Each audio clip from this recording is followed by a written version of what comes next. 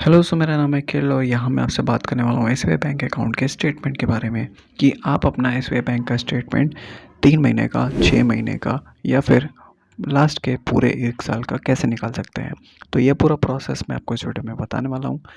तो इस वीडियो को एंड तक ज़रूर देखना। बाकी अगर आप चैनल पर पहली बार हो तो चैनल को सब्सक्राइब ज़रूर कर लेना, क्योंकि इस तरीके के और लेटेस्ट वीडियोस आपको मिलते रहेंगे। तो चलिए इस वीडियो को शुरू करते हैं। अब अगर आप अपने योनो एसबीआई के ऐप से लास्ट के 3 महीने का स्टेटमेंट निकालते हैं तो निकल जाता है, लेकिन अगर आप लास्ट के 6 महीने या फिर पूरे 1 साल का निकालना चाहते हैं तो वो योनो एसबीआई ऐप से नहीं निकल पाता है। लेकिन एक बात यह है कि अगर आप लास्ट के 3 मंथ्स का अगर आप स्टेटमेंट निकालते हैं योनो एसबीआई के ऐप से, तो लास्ट के 3 मंथ का स्टेटमेंट निकल तो आता है, लेकिन अगर आपके ट्रांजेक्शन्स कुछ ज़्यादा होते हैं, एक लिमिट से ज़्यादा होते हैं, तो वो आपके लास्ट के 3 मंथ्स के भी ट्रांजेक्शन्स उसमें नहीं आ पाते हैं पीडीएफ फाइल में। ठीक है, तो अब इसका सॉल्यूशन ये है कि मैं आपको यहाँ पे 2 तरीके बताने वाला हूँ जिनके ज़रिए आप अपने लास्ट के 6 महीने का स्टेटमेंट निकाल पाएंगे, 3 महीने का और लास्ट के 1 ईयर का भी। तो पहला तरीका तो यही है कि आप अपने प्ले स्टोर पर जाइएगा। प्ले स्टोर पर जाने के बाद आपको एसबीआई क्विक ऐप जो है वो डाउनलोड कर लेना है। एसबीआई क्विक ऐप को डाउनलोड करने के बाद इसको ओपन कर लीजिएगा। इस ऐप को ओपन करने के बाद यहाँ पर जो आप देख सकते हैं कि आपको एक अकाउंट सर्विसेज का एक ऑप्शन दिख रहा है। अकाउंट सर्विसेज वाले ऑप्शन पे जाने के बाद यहाँ पर आप कुछ ऑप्शन देख पा रहे होंगे, जैसे कि यहाँ पर आपको एक मिनी स्टेटमेंट का और एक 6 मंथ ई स्टेटमेंट का एक ऑप्शन दिख रहा है। मिनी स्टेटमेंट वाले ऑप्शन में आप अपना जो है कुछ ट्रांजेक्शन्स, लास्ट के कुछ ट्रांजेक्शन्स का स्टेटमेंट देख पाएंगे, वो भी केवल एसएमएस में। ठीक है, लेकिन अगर आपको पीडीएफ फाइल में अपने लास्ट के 6 मंथ्स का स्टेटमेंट चाहिए है तो उसके लिए आपको यहाँ पर एक ऑप्शन दिख रहा है 6 मंथ ई स्टेटमेंट। इस पर आपको यहाँ पर मैसेज वाले ऑप्शन पर क्लिक करना है। मैसेज वाले ऑप्शन पर क्लिक करने के बाद यहाँ पर आपको अपना अकाउंट नंबर फिल करना है। अकाउंट नंबर फिल करिएगा। ठीक है, जो आपके एसबीआई बैंक अकाउंट का हो वो अकाउंट नंबर यहाँ पर फिल करिएगा। उसके बाद आपको enter 4 digit passcode for the file. जब आप अपनी फ़ाइल को ओपन करेंगे जो कि आपकी ईमेल आईडी पर जाएगी। ठीक है, आपकी ईमेल आईडी आपके बैंक अकाउंट से रजिस्टर्ड होनी चाहिए। अगर आपके पास नेट बैंकिंग नहीं है तब भी आप अपना 6 मंथ्स का ई स्टेटमेंट निकाल सकते हैं अपने जो है अपने ईमेल के ज़रिए। यहाँ पर यह दिया भी गया है कि you will receive the e statement as a PDF file on your registered email address. तो यहाँ पर लास्ट के यहाँ पर जो है 4 डिजिट का एक पासकोड यहाँ पर एंटर कर दीजिएगा, जो कि नंबर्स में होगा, कुछ भी बना सकते हैं आप। यहाँ पर जो आप अपना अकाउंट नंबर और जो पासकोड है वो जब एंटर कर लेंगे, ये पासकोड ध्यान रखिएगा, क्योंकि जब आप अपनी ई स्टेटमेंट की फ़ाइल को ओपन करेंगे जो आपके रजिस्टर्ड ईमेल पर जाएगी, तो इस पासकोड को ही डालने के बाद आप उस ई स्टेटमेंट की फ़ाइल को ओपन कर पाएंगे। सबमिट वाले ऑप्शन पर क्लिक करेंगे। सबमिट वाले ऑप्शन पर क्लिक करने के बाद यहाँ पर देख सकते हैं कि आपको एक मैसेज बॉक्स मिल जाता है। मैसेज बॉक्स में क्या होता है कि मैसेज बॉक्स में आपका एक मैसेज ऑटोमेटिकली टाइप हो जाता है, जो कि आपके ऐसे समझ सकते हैं कि ई स्टेटमेंट के लिए होता है। ठीक है, ई स्टेटमेंट यहाँ पर इसके बाद आपका अकाउंट नंबर दिया गया है और इस तरीके से आ गया है। अब आपको ये मैसेज उस मोबाइल नंबर से सेंड करना है जो कि आपके बैंक अकाउंट में रजिस्टर्ड है।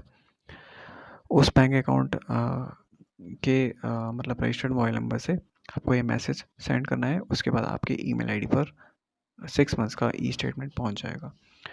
तो ये तो पहला तरीका हुआ। तो ये इस तरीके से आप 6 मंथ्स का निकाल पाएंगे। लेकिन अगर आपको अपने लास्ट के 1 ईयर का अगर स्टेटमेंट चाहिए तो उसके लिए दूसरा तरीका ये है कि आपको अपनी एसबीआई की इंटरनेट बैंकिंग पर लॉगिन करना पड़ेगा।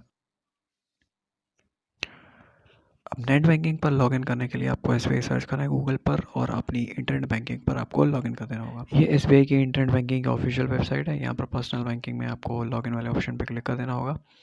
इसके बाद आपको लॉगिन कर लेना होगा। क्लिक कंटिन्यू टू लॉगिन वाले ऑप्शन पे क्लिक करने के बाद कंटिन्यू टू लॉगिन वाले ऑप्शन पे क्लिक करने के बाद यहाँ पर आपको अपना यूज़र नेम एंटर करना है, पासवर्ड एंटर करना है और कैप्चा कोड जो यहाँ पर नीचे आपको दिया गया है वो आपको फिल कर देना है। ठीक है, लेकिन आपको ध्यान नहीं है यूज़र नेम और पासवर्ड तो उसको फॉरगॉट कर लीजिएगा। और आप अगर आपकी योनो एसबीआई के ऐप पर अगर आपकी आईडी बनी हुई है, अगर आप यूज़र नेम और पासवर्ड के ज़रिए योनो एसबीआई के ऐप पर लॉगिन करते हैं तो वही यूज़र नेम और पासवर्ड यहाँ पर एंटर करके कैप्चा कोड एंटर करिएगा। फिर आपको लॉगिन वाले ऑप्शन पे क्लिक कर देना होगा। इसके बाद एक ओटीपी आएगा, उस ओटीपी को भी सबमिट कर दीजिएगा जो कि आपके रजिस्टर्ड मोबाइल नंबर पर आता है। सबमिट करने के बाद आप इंटरनेट बैंकिंग पर लॉगिन हो जाएंगे। आप ओटीपी वगैरह फिल करने के बाद इंटरनेट बैंकिंग पर आप कुछ इस तरीके से जाओगे। यहाँ पर आपको एक ऑप्शन दिखेगा, पहले नंबर के दूसरे नंबर पे ऑप्शन पे दिखेगा, यहाँ पर अकाउंट स्टेटमेंट का एक ऑप्शन दिख रहा है। ठीक है, तो अकाउंट स्टेटमेंट वाले ऑप्शन पे आपको क्लिक कर देना होगा। अब पेज जो है वो आपके सामने इस तरीके से आएगा, जहाँ पर जैसे कि आपने अकाउंट स्टेटमेंट पे क्लिक किया तो आपके सामने दो अकाउंट, यहाँ पर अगर आपके दो अकाउंट होंगे तो दो अकाउंट दिखेंगे। फिलहाल आपका एक ही अकाउंट दिख रहा होगा, उस अकाउंट पे क्लिक करिएगा और आपका सेलेक्ट अकाउंट नंबर के सामने आपका अकाउंट नंबर लिख के आ जाएगा, जिसका आपको स्टेटमेंट निकालना है। अब यहाँ पर आपको नीचे कुछ ऑप्शन दिख रहे होंगे बाई डेट का, तो बाई डेट के ज़रिए भी आप स्टेटमेंट निकाल सकते हैं, किसी डेट से किसी डेट तक अगर आपको चाहिए। इसके बाद आपको बाई मंथ का भी ऑप्शन दिख रहा है, तो बाई मंथ का मतलब अगर आपको किसी एक मंथ का चाहिए, ठीक है, किस ईयर का और किस मंथ का चाहिए, तो वो भी आप इस तरीके से यहाँ पर देख सकते हैं कि ईयर लिख के आ रहा है। ईयर सेलेक्ट करेंगे, मंथ जिस मंथ का आपको चाहिए स्टेटमेंट वो मंथ सेलेक्ट करिएगा। और नीचे कुछ ऑप्शंस आपको दिख रहे हैं, download in MS Excel format और डाउनलोड इन पीडीएफ फॉर्मेट। तो आपको डाउनलोड इन पीडीएफ फॉर्मेट वाले ऑप्शन पे क्लिक कर देना होगा। Number of records per page, तो आपको ऑल वाले ऑप्शन पे सेलेक्ट रहने देना होगा, फिर गो वाले ऑप्शन पे क्लिक करेगा, आपका स्टेटमेंट डाउनलोड हो जाएगा। अब जो बात मैंने आपको बताई थी कि आप अपने लास्ट के कुछ मतलब अपने लास्ट के ईयर का कैसे निकाल सकते हैं। अब यहाँ पर लास्ट के ईयर का या फिर किसी फाइनेंशियल ईयर का अगर आपको स्टेटमेंट निकालना है, तो उससे पहले यहाँ पर अगर आपको 6 मंथ का निकालना है, लास्ट के 6 मंथ्स का, तो वो यहाँ पर लिख के आ रहा है डाउनलोड इन पीडीएफ फॉर्मेट पे क्लिक कर दीजिएगा, गो वाले ऑप्शन पे क्लिक करिएगा, आपके लास्ट के 6 मंथ्स का स्टेटमेंट यहाँ पर आ जाएगा।